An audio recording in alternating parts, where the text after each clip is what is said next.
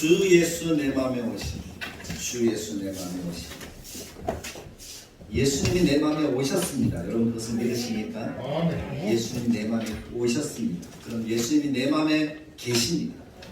지금도 함께 하십니다. 주님이 임마누엘로 오셨고 주님은 영원히 우리를 떠나지 아니하십니다. 성령님으로 그렇게 함께 하십니다. 그 하나님의 함께 하시는 걸 믿으면서 내가 있는 곳 그곳에 주님이 함께 하시는 자리, 그곳이 교회가 되고 그곳이 예배의 자리가 되고 그것이 하나님을 나타내는 거룩한 자리가 되도록 살아가는 우리 모두가 될 수 있기를 간절히 축복합니다. 지난 한 주간 보내면서 특별히 어제 참 많은 사람을 만났습니다. 그 많은 사람을 만나면서 한 사람의 목사도 참 많이 죄송하고 참 많이 속상하고 그랬던 것 같아요. 어제 오늘 안 오셨지만 박철수 집사님이 이제 도와주시러 교회로 오셨는데 그 마음에 참 많은 상처가 있는 것 같아요. 이야기하시는 목사님에 대해서 또 교회에 대해서 물론 그렇게 이야기하시는데 얼마나 죄송하든지 한 사람의 목사라서 참 죄송하더라고요. 저녁에 또 친구들을 만났습니다. 집사 친구들이죠. 함께 식사를 하면서 많은 친구가 아니지만 그분들의 마음속에 교회에 대한 상처가 참 많더라고요. 그래서 목사님 이야기도 하고 교회 이야기도 하고 그렇게 이야기해도 결론이 없는 이야기들이잖아요. 그래서 우리 교회도 생각해 보면서 목사도 문제지만 성도들 가운데도 그런 상처들이 아픔이 되어서 그리고 같이 부딪혀서 문제가 일어나는구나 하는 그런 생각이 들더라고요. 그래서 너무 죄송한 거예요. 미안하다 목사가 미안하다 그런 이야기를 했었는데 그래서 우리 교회를 생각하면서 그런 거예요. 한 사람의 목회자로서 정말 하나님의 교회 예수님의 몸된 교회 주님의 머리고 우리가 각 지체라고 했는데 그 지체를 온전케 하는 것이 목사의 사명인데 그렇게 됨으로써 교회가 바르게 세워져 가야 되는데 그렇지 못한 모습들을 보면서 참 마음에 많이 아픈 거예요. 우리 성도들에게 사과해야 되겠다. 목사라서 죄송하고 목사라서 여러분들에게 바른 말씀을 증거하지 못해서 너무 죄송하고 송구하고 그렇습니다. 사랑하는 성도 여러분, 목사를 용서해 주시고 우리 성도들이 강단에서 선포되어지는 말씀들을 가슴에 새기면서 어떻게 하면 함께 아름다운 교회를 만들어갈까를 고민하면서 그렇게 자라가는 우리 다들에게 모든 성도들이 되셨으면 좋겠어요. 아멘. 오늘 말씀을 전하는데 그런 마음이 먼저 들어요. 제가 말씀을 증거하지만 한 사람의 목회자로서 교회를 맡았다 하면 교회에 대해서도 알아야 되고 성도들도 알아야 되고 또 돌아봐야 되고 그러면서 무엇을 원하는지 마음속에 새기면서 기도해야 되고 그게 목사의 마음이잖아요. 성도들 똑같아요. 목사가 무엇을 말하는지 어떤 마음으로 목회를 하는지 또 어떻게 교회를 세워가기 원하는지 같이 알아야 되잖아요. 근데 서로 자기 주장만 하고 있으면 교회는 교회가 안 되더라고요. 우리 다들 교회는 자기 주장을 같이 해서 같이 스파크나는 그런 교회가 아니라 같이 마음을 맞추어서 서로 이해하려고 서로 배려하려고 서로 다가가려고 애써서 정말 물이 흐르듯이 하나님의 교회가 흘러서 에스겔에서 이야기하는 것처럼 모든 것들이 살아나는 그런 역사 그런 역사를 이루어가는 교회가 되기를 간절하게 바랍니다. 아멘. 오늘 말씀이 이렇게 시작하잖아요. 11절에 보니까 6절에 보니까 이렇게 시작하더라고요. 내가 백성의 부르짖은 과 이런 말을 듣고 그를 요하였다. 교회인들의 이런 교회의 모습 속에 이런 모습이 나타나면 안 되는데 사실은 그런 모습이 참 많이 일어나죠. 문제가 없는 교회, 아픔이 없는 교회가 없을 정도로 어느 교회를 가든지 다 그렇다. 크게 성장한다 하는 교회 가보면 또 한쪽에서는 아파하고 한쪽에서는 막 크고 그런 모습이 있고 행복한 교회도 이렇게 가보면 한쪽에서는 또 소외되어져서 아파하는 그런 사람들이 있고 세상에는 완벽한 공동체, 완전한 교회는 없는 것 같습니다. 어디 가도 크고 작은 문제가 있어요. 가정도 마찬가지잖아요. 어떤 가정 가면 참 웃음꽃이 펴요. 그래서 너무 행복해 보여요. 주변의 사람들이 참 좋게 이렇게 이야기를 해요. 근데 실제로 그 속에 들어가면 어때요? 아프고 싸우고 상처나고 그런 모습이 다 있더라고요. 크고 작은 문제들이 다 있더라고요.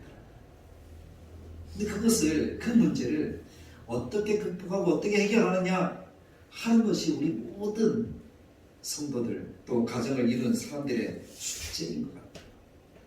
그 숙제를 지혜롭게 풀어나가면 그런 갈등이 오히려 윤활유가 되어져서 더 행복한 모습이 될 수도 있고, 그것을 지혜롭지 못하게 반응을 하고 대응하면 그것이 부딪혀서 결국 아파하고 혼란스럽고 시끄러운 그런 것이 될 수도 있구나라는 것이죠. 오늘 말씀과 같이 느헤미야가 노를 표출했다면 아마 예루살렘 공동체는 다시 세워지는 그런 모습이 없었을 것 같아요. 지금 4장까지는 그래도 이스라엘이 포로로 돌아와서 성전을 건축하고 또 말씀과 함께 자라가면서 이제 성벽을 재건해서 나라다운 나라의 모습으로 다시 회복하려고 하는 그런 모습들, 움직임들이 보이잖아요. 얼마나 아름답습니까? 그 다음 서로가 자기 역할을 잘 분담해서 함께 아름답게 마음을 들여서 나라를 세워가는 거예요. 교회를 세워가는 거예요. 근데 5장 말씀을 딱 보니까 그 속에 들어가요. 이제 4장까지는 바깥의 모습이라면 이 5장 들어와서 그 속에 들어가니까 그 속에 아픔의 모습들이, 시끄러운 모습들이 있더라는 거예요. 마치 예루살렘 교회가 성령 충만 안에서 사도들이 복음을 전할 때 많은 사람들이 한꺼번에 회개하고 돌아왔잖아요. 3,000명, 5,000명 회개하는 그런 역사가 나타납니다. 근데 그 교회 속에서, 그런 역사 속에서 헬라파, 히브리파 사람들이 나뉘어서 서로 다투고 서로 자기 이익을 이야기하고 자기 주장을 이야기하는 그런 모습들이 있는 그것 같이 느헤미야 시대에도 정말 모두가 마음대로 함께 함에도 불구하고 이런 아픔의 모습들이 나타나더라고요. 우리도 그런 경험들을 많이 할 거예요. 집에서도 또 교회에서도. 근데 그것이 해결되지 않으면 공동체는 무너지잖아요.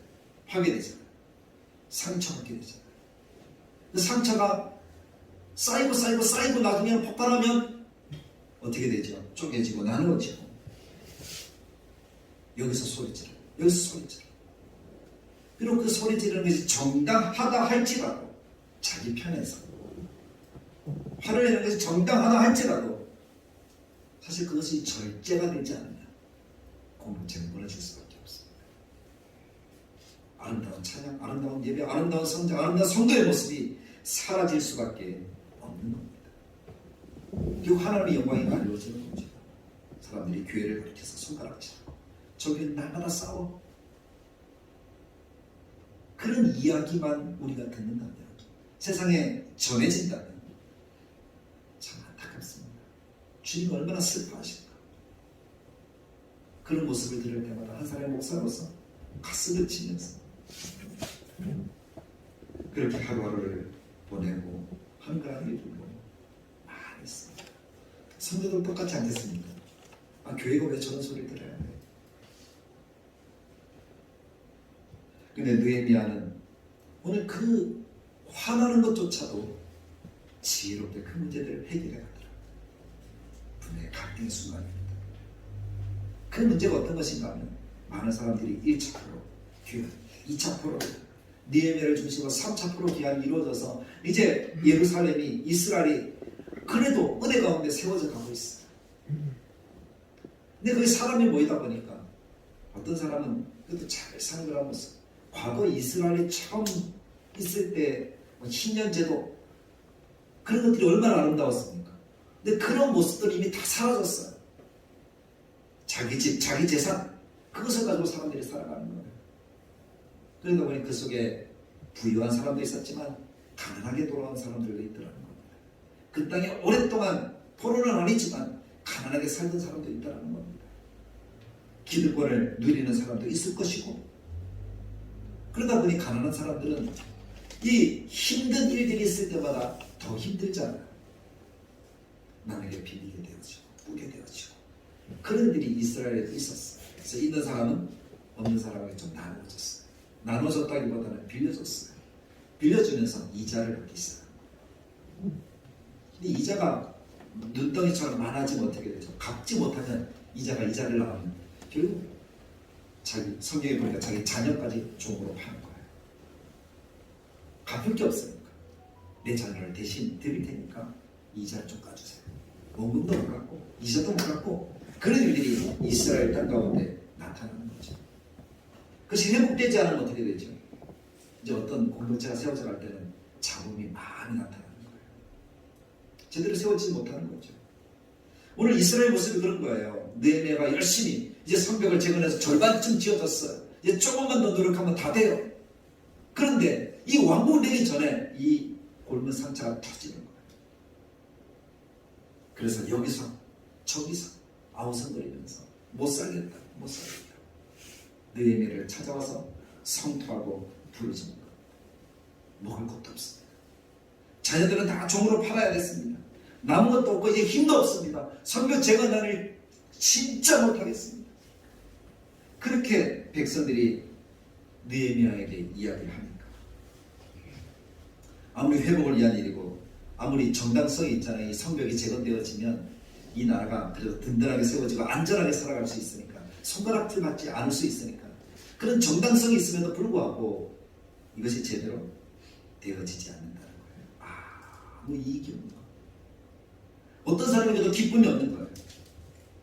그래서 사람들의 마음을 잃는다면 사실은 아무것도 할 수가 없잖아요. 민심을 잃는다면 그렇다는 거예요. 근데 느헤미야는 이 소리를 들은 거예요. 위기잖아요. 갈등을 해결해야 되잖아요. 어떻게 갈등의 문제를 해결해 나갔을까? 저는 이 말씀을 보면서 하나님의 교회를 세워나가는 방법들을 깨닫게 되어집니다. 근데 지도자만 깨닫는 것이 아니라 우리 성도도 이럴 때는 이렇게 해야 되는구나 같이 깨달아서 아름다운 교회를 세워가야 되는 것이죠. 아멘. 그래야지 교회가 세워질 수 있는 겁니다. 누군지 마찬가지예요. 물론 마음에 말하고 싶은 것들이 많을 거예요. 그럼 어떻게 해야 될까요? 느헤미야가 했던 것 첫 번째는 오늘 말씀에도 보니까 7절에 이렇게 이야기합니다. 깊이 생각하고. 그러니까 화가 났는데 그 화를 공개적으로 바로 표현했다는 겁니까? 표현하지 않았다는 겁니까? 표현하지 않았다는 거예요. 우리는 어떻게 하죠? 저 급하니까 그럼 바로 이야기해요. 화를 내요. 그래서 더 상처를 받고 상처를 주고 그런 모습들이 참 많은데 오늘 느헤미야는 그렇지 않았어요. 깊이 생각했어요. 이걸 어떻게 풀까? 어떻게 해야 될까? 그 말은 무슨 말입니까? 느헤미야는 기도하는 사람입니다. 깊이 생각했다면 어떻게 했을까? 하나님께 지혜를 구하는 거예요. 하나님께 기도하는 거예요. 하나님 어떻게 해야 될까요? 이 말에도 참을 새기면 무엇도 면한다? 살인도 면한다. 그런 말이 있는 것처럼 한 번 참고 두 번 참으면서 그 화를 하나님 앞에 이야기를 하는 거예요. 하나님 내가 너무 화납니다. 이럴 때 어떻게 해야 되죠? 그렇게 하나님께 그 문제를 가지고 나갔더라는 겁니다. 한번 생각하고 또 생각하면서 그게 귀 기울이는 사람들의 모습이 아닐까요? 귀를 기울여 소리를 들었다면 그것에 대해서 바로 이야기를 하는 것이 아니라 한 번 더 생각해야 되는 거예요. 말하는 사람도 마찬가지예요. 어떤 문제가 있다. 그럼 그것을 바로 이야기하는 것이 아니라 한 번 생각해보고 이야기를 한다면 그 화나고 그 아프고 하는 것들이 어떨까요? 조금 덜하겠죠. 그게 사람 살아가는 모습 아닐까요?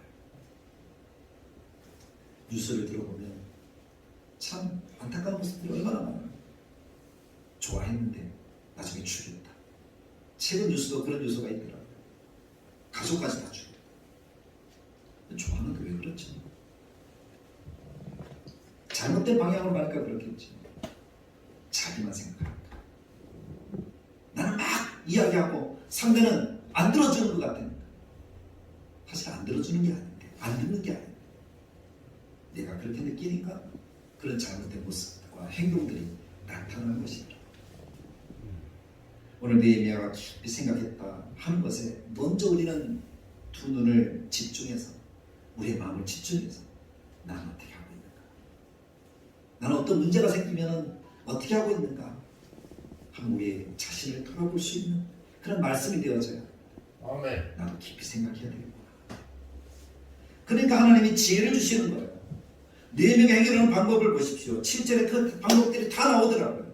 7절 읽어보면 깊이 생각하고 귀족들과 민장들을 꾸짖어 그들에게 이르기를 너희가 각기 형제에게 높은 이자를 취하는도다 하고 대회를 열고 그들을 쳐서라고 말씀하고 있습니다. 이 말씀 가운데 보니까 먼저 꾸짖었다. 근데 꾸짖는데 뭐 우회적으로 꾸짖는 것이 아니에요. 그 문제에 대해서 단도직입적으로 얘기를 하는 거죠. 근데 그 당사자를 불러서 얘기를 하는 거예요. 그 사람이 없는데 이야기를 하는 것은 안 되겠죠. 그 사람이 있으니까 그 사람 앞에서 이야기를 하는 거예요. 문제의 원인이 되는 이들을 불러서 분명한 문제의식을 가지도록 이런 문제가 있다. 그런데 이 문제가 잘못된 거다. 꾸짖었다. 상황을 인식하도록 정확한 표현으로 이야기를 했다는 겁니다. 뭐라고 얘기합니까? 너희가 각기 형제에게 과도한 이자를 취하는 거다. 말씀해 보십시오. 너희가 각기 형제에게 높은 이자를 취하는 거다. 형제 간의 고리의 이자를 받았다는 것이겠죠. 근데 이스라엘 백성들은 형제 간에 돈을 빌려주고 하는 문제에 대해서 이미 답을 다 알고 있는 사람들이에요. 느헤미야 한마디 이렇게 던지면 백성들이 이해를 해요. 아니까. 그런 상황이라는 거예요. 왜 이자를 받으면 안 돼요? 하는 것을 안 믿는 사람들이 이야기죠. 이스라엘 백성은 형제에게 무엇을 구워줄 때에 이자를 받도록 하나님이 말씀하셨습니까? 받지 않도록 이야기하셨습니까? 성경에는 이자를 받지 말라. 사랑합니다.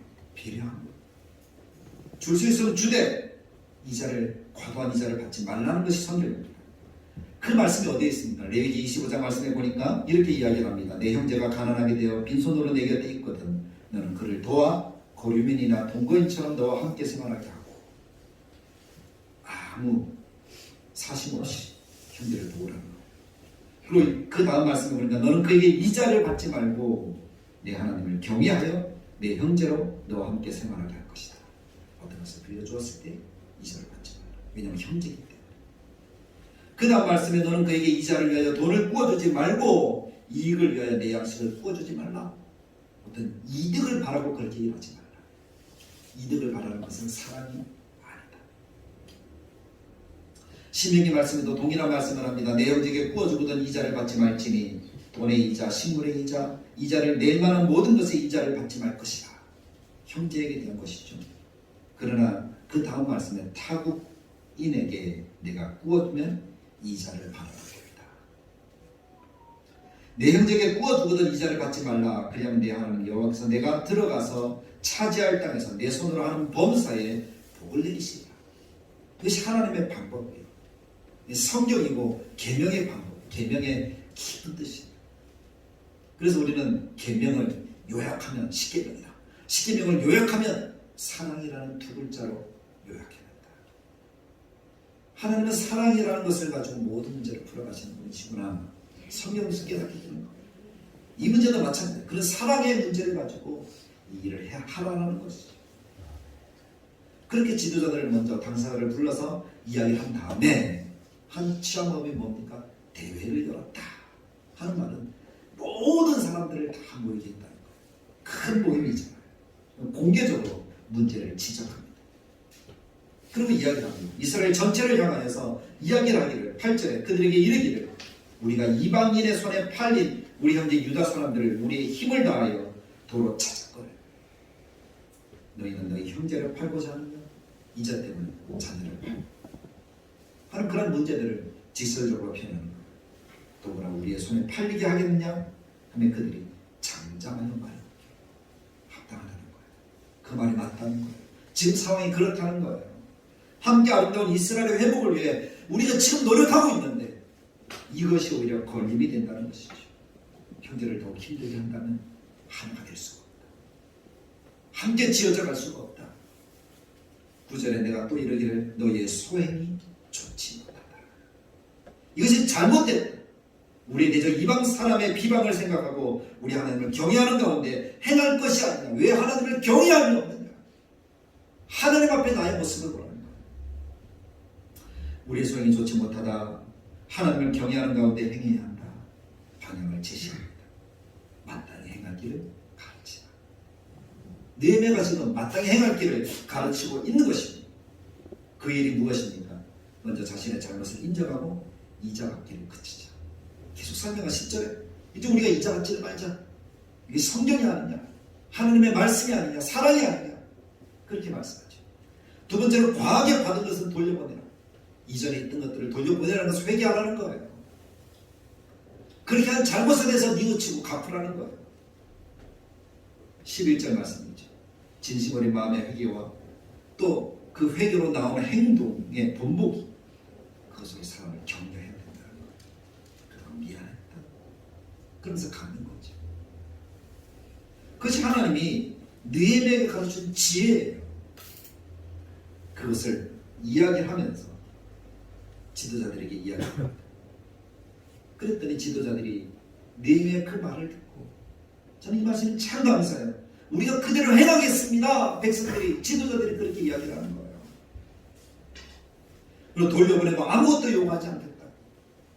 12절에 그들이 말하기를 우리가 당신의 말씀대로 행하여 돌려보내고 그들에게 아무것도 요구하지 아니하리다 하기로 내가 제사장들을 불러 그들에게 그 말대로 행하겠다고 맹세하게 하라. 확정한 거죠. 그럼 앞으로 나아가라. 사람들이 뭐였어요? 확정하는, 너희가 그렇게 맹세했으니 그렇게 다짐해라. 약속하자. 지금 느헤미야가 지도자들과 그렇게 이야기를 합니다. 그럼 한 가지 증거를 삼죠. 옷을, 먼지를 옷자락을 털었다, 이렇게 이야기를 합니다. 이것도 성경적이잖아요. 이스라엘 백성들, 예수님도 이 말씀을 잘 아시잖아요. 그래서 복음을 전하고 받아들이지 않으면 어떻게 하라고? 나오면서 옷자락에 먼지를 털라. 그런 말씀입니다. 이 말씀의 의미는 뭔가 하면 관계없다는 거예요. 하나님과 관계없다는 거예요. 말씀대로 순종하고 따르지 않으면 너희는 하나님의 복과 관계없는 사람이다. 이 말이 옷자락을 털며라고 하는 거예요. 그래서 이렇게 이야기하죠. 이 말대로 행하지 아니하는 자는 모두 하나님이 또한 이와 같이 그 집과 산업에서 털어버리시지. 털어버리시지. 하나님의 저주 말씀입니다. 왜냐하면 지금 이 말씀을 듣는 모든 이스라엘 백성들은 그 말씀의 의미가 무엇인지 압니다. 조상적부터 그들이 배워왔던 율법이라는 거예요. 모르는 사람에게 이 말을 하면 안 되겠죠. 아는 사람들이 이 말씀을 하는 거예요. 우리가 하나님을 믿는 바가 무엇인지 알아요. 우리도 동일하게 이 말씀의 의미를 우리 마음속에 새겨야 된다는 거죠. 사랑하는 성도 여러분, 우리는 어떤 문제를 만나고 그 문제를 해결해 나갈 때 마음에 새겨야 되는 것은 이것을 사랑으로 풀어가야 된다. 아멘. 하나님의 말씀에 순종함으로 풀어가야 된다. 아멘. 내 이익과 내 욕심과 이것을 가지고 해서 안 된다. 성경에 정욕과 탐욕을 십자가에 못 박아라. 그렇지 않으면 참 사람을 이룰 수 없습니다. 그리고 느헤미야는 이 모든 문제들에 앞서서 자기가 실천하고 있는 것을 오늘 말씀에 보여줍니다. 우리가 다 읽지 않았지만 뒤에 14절 15절 말씀, 그 뒤에 말씀들 읽어보면 느헤미야가 총독으로 있으면서도 자기가 먼저 그렇게 했다라는 사실에 대해서 이야기를 하고 있습니다. 14절에 보니까 또한 유다 땅 총독으로 세움을 받은 때 곧 아닥사스다 왕 제20년부터 제32년까지 12년 동안 나와 내 형제들이 총독의 놈을 먹지 않았다. 12년 동안 어떠한 것들도 세금도 요구하지 않았다는 겁니다. 나보다 먼저 있었던 총독들은 백성에게 양식과 포도주와 또 은 40세겔을 그들에게 빼앗았고 또한 그들의 종자들도 백성을 압제하였으나 이전의 총독들은 하나님을 경외함이 없으니까 총독이라면 당연히 그 시대는 그렇게 살았습니다. 그렇게 해도 된다라고 왕에게 이야기를 들었어요. 왕도 간섭하지 않았어요. 느헤미야도 그럼 그렇게 할 수 있었다는 거예요. 총독이, 왕이 월급을 줍니다. 근데 백성에게 또 받는 거예요. 이중으로 부과해도 그 당시에는 전혀 문제가 되지 않았다는 거예요. 근데 느헤미야는 그렇게 하지 않았다. 왜냐하면 나는 하나님을 경외하는 사람이니까. 하나님을 경외함으로 그 모든 것들을 다 포기했다는 거예요. 먼저 솔선수범하는 거죠. 그러면서 자기가 가진 것으로 자기 수하에 있는 많은 사람들을 먹였다는 것이 그 뒤에 말씀드려요. 자기 가진 것으로 아낌없이 나누었다는 것. 압제하지 않았고 세금을 취하지 않았다는 것. 그러니까 백성들이 이런 갈등들이 있음에도 불구하고 그는 느헤미야를 보면서 어떻게 할까요? 따라갈 수밖에 없죠. 그래서 52일 만에 이 성벽이 완공되는 거예요. 그 큰 성벽. 든든하게 허술하게 짓는 게 아니야. 문빗장을 달고 문고리를 달고 다 했어. 그렇게 완전하게 그 모든 것들을 아름답게 지어갈 수 있었다는 거죠. 말씀을 믿습니다. 오늘 느헤미야가 모든 개혁과 자기 나라를 세워감에 있어서 얼마나 공을 들여서 일을.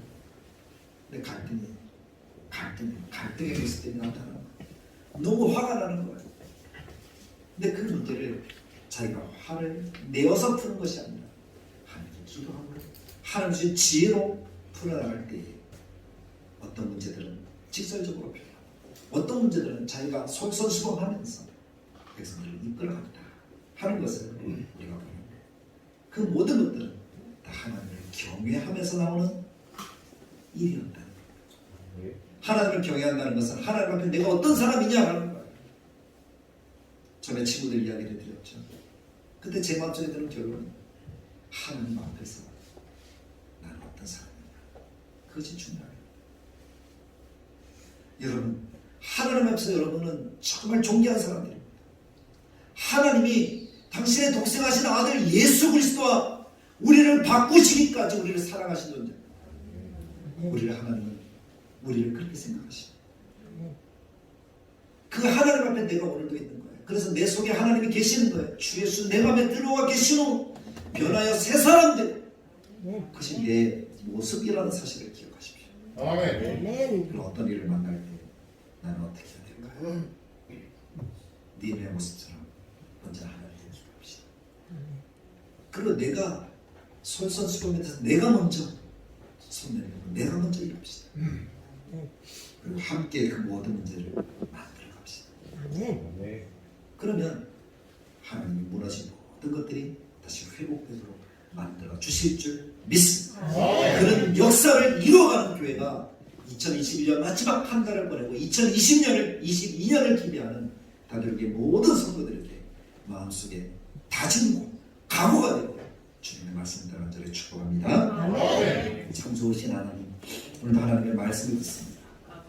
하나님의 말씀으로 우리가 하나님 앞에서 살아가길 원합니다.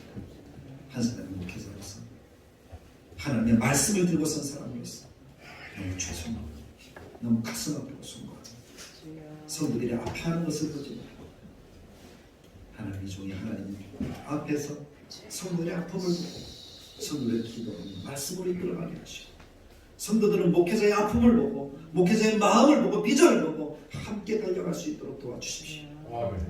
내 뜻, 내 주장 그것 전에 하나님 앞에 먼저 기도하게 하시고 하나님 말씀의 방법이 사랑이구나 사랑으로 서로 품게 하시고 한 마음으로 달려갈 수 있도록 우리가 마음을 합해서 손을 잡고 함께 세워갈 수 있는 그런 은혜의 역사들을 우리에게 더하여 주옵소서. 다짐하며 결단하며 하나님 내가 하나님 앞에 이런 사람이 되겠습니다.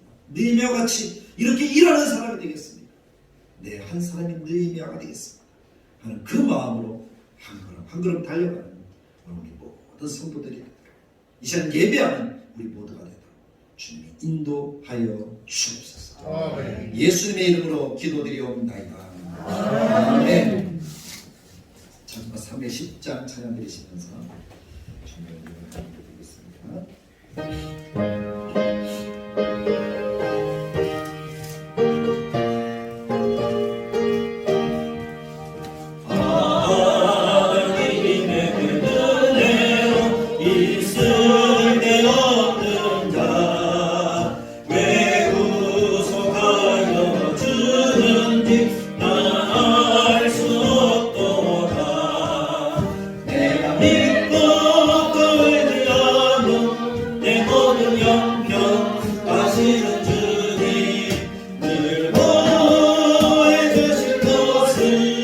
나는 허시리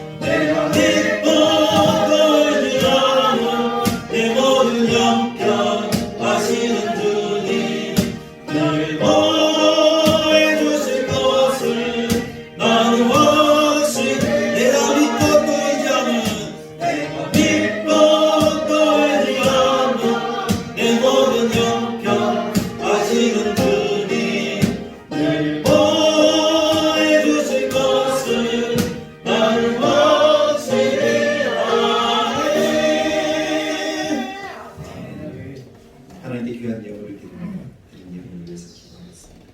참 좋으신 하나님, 오늘 하나님의 은혜를 감사합니다. 하나님 앞에 나올 때마다 주님이 나와 함께 하심을 믿고 하나님 앞에 감사하며 하나님 앞에 감격하며 그렇게 나아올 수 있도록 도와주옵소서. 우리가 하나님 앞에 얘기할 때마다 주님의 말씀을 의지하여 빈손으로 나오지 아니하고 매주 하나님께 귀한 것을 드리게 하시니 감사합니다. 주의 영광을 받으셔서 하나님 영광 나타내 주옵소서. 하나님께 드리는 모든 예물들을 주님이 기억하시되 특별히 11조를 기억하셔서 하나님 것인 줄 알고 드립니다. 하나님 받으셔서 우리의 한 달의 삶, 우리 일생의 삶이 하나님의 복임을 또 하나님의 은혜임을 기억하도록 도와주셔서 또 하나님 이것을 드릴 때 하나님이 갚을 것이 없도록 쌓으시는 하나님의 복을 더하여 주옵소서. 건축한 금을 드립니다. 하나님 받으시기를 원합니다.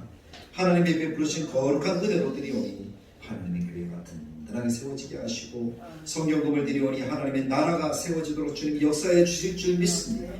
하나님께 드려지는 주일원금이 하나님 허락하신 은혜로서 드려질 수 있도록 도와주시고 하나님 추수감사금을 드리는 이 마음을 주님이 보셔서 하나님 아름답게 하시고 모든 감사의 제목들을 주님이 기억하여 주옵소서. 범사에 감사하고 일주일 동안 하나님 은혜로 살게 하시고 예배하게 하시니 감사하고 우리 가정을 지켜주시니 감사하고 하나님께서 받으시는 모든 감사의 제목들이 정말 하나님 뜻 안에서 하나님 드려지도록 주님이 인도하여 주시옵소서. 주님 주신 거룩하신 은혜가 우리의 작은 정성에 하나님이 감격하셔서 우리에게 쌀 것이 없도록 부으시는 하나님의 복이 되도록 역사해 주시기를 간절하게 바라고 소망할 때 예수님의 이름으로 기도합니다. 아멘. 이제는 우리 주 예수 그리스도의 은혜와 하나님의 사랑, 성령님의 감화, 감동, 축복하시는 역사, 하나님 앞에 느헤미야 같은 심정으로 또 하나님이 주신 지혜로 같이 사역, 하나님의 영광을 나타내기를 원하는 하나님의 백성의 머리 위에 다대를 기울여 영원토록 함께 계실지어다. 아멘.